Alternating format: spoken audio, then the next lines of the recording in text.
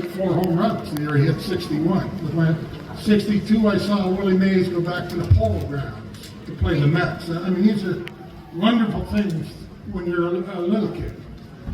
And they stick with you, and they've stuck with me for 60 years.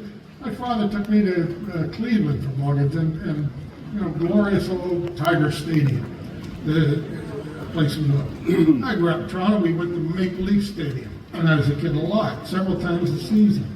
I remember that when the Toronto Maple Leafs were the farm team of the Boston Red Sox. And in those days, the major league teams would come in and play an exhibition game against the AAA team. And he took me to that, and I caught a foul ball hit by Carly Yastrzemski. And I still have the damn thing. 6 decades later, so how could I not be a baseball guy, right?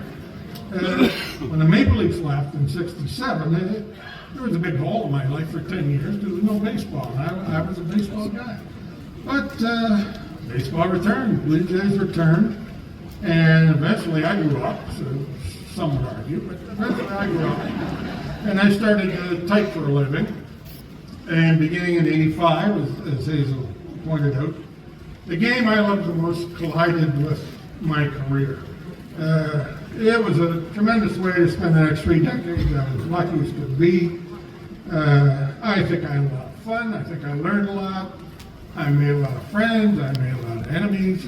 That's just the way it works.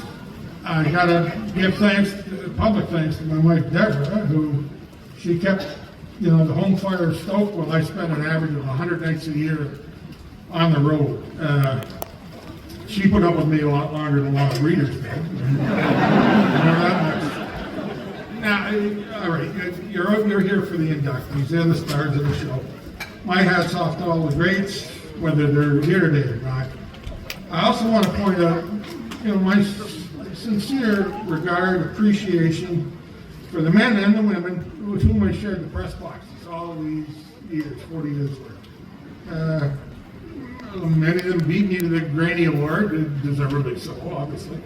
They know who they are. The only one I want to mention is Rich Griffin, only because Rich probably had the biggest hand in, as Yogi Berra would say, in making this day necessary.